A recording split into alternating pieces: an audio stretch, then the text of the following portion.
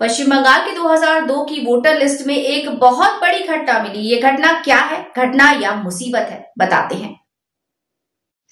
अब कहा जा रहा है कि इलेक्शन कमीशन एक इंडिपेंडेंट कमीशन है। अगर वोटर लिस्ट में इतनी बड़ी गलती किसी को नजर नहीं आई, यानी एक एपिक नंबर में 200 से ज्यादा नाम है, तो उसकी आजादी क्या है?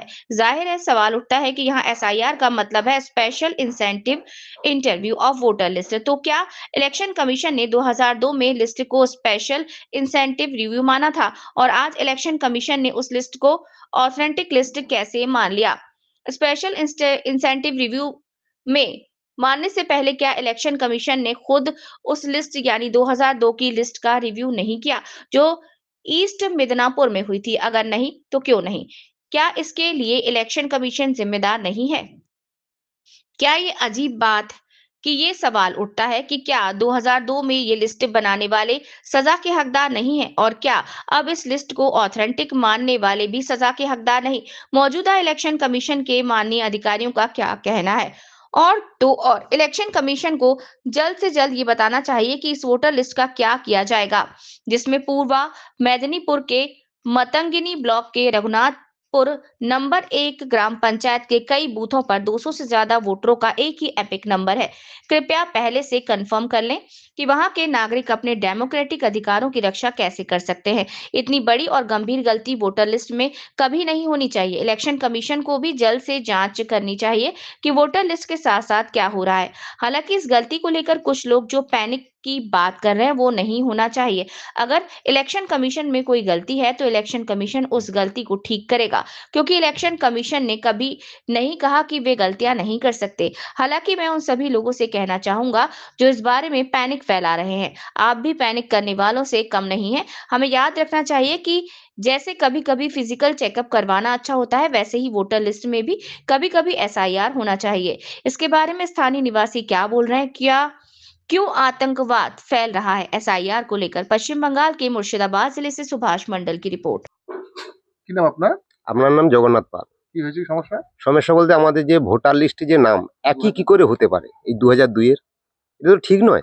আমরা বিহারে কিংবা অন্যান্য জায়গায় যে শুনতেছি সে তো আমরা নিয়ে তো সেটাতে আতঙ্কিত আছি। এই যে গ্রামের মানুষ এত আতঙ্কিত হবার তো কোনো কারণ নেই। আমার জ্যাঠার আর এক জ্যাঠা যদি আলাদা আসে তাহলে আমাদের এক হতে পারে কি করে? একই তো বাপের সন্তান, কি করে হতে পারে? এটা তো ঠিক নয়। কি এসছে কি অ্যাকচুয়ালি? একই যে ওই যে 180 করে যে নাম্বারটা মানে ভোটে যে তালিকার যে নাম্বারটা ওই নাম্বারটা তো আমাদের একই তো হওয়ার কথা নয়। আমার কতজন হয়েছে ভাই? প্রায় 200 জনের মতন গ্রামে। কি চাইছেন আপনারা এখন? আমরা চাচ্ছি যে এই নাম্বারটা সংশোধন করতে। আতঙ্কে আছেন? হ্যাঁ, আতঙ্কে প্রচুর আছে।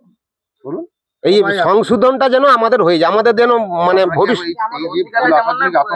হ্যাঁ, আতঙ্কে তো থাকবোই, কেননা আমরা ভোটের তালিকা থেকে যদি আপনি নাম বাদ দিয়ে আমরা কোথায় যে দাঁড়াবো? এ তো ঠিক নয়। আমার বাবার যদি একই সন্তান হতে পারে তাহলে তার আলাদা নাম্বার, আমাদের কি করে একই নাম্বার হতে পারে? একই বাপের সন্তান।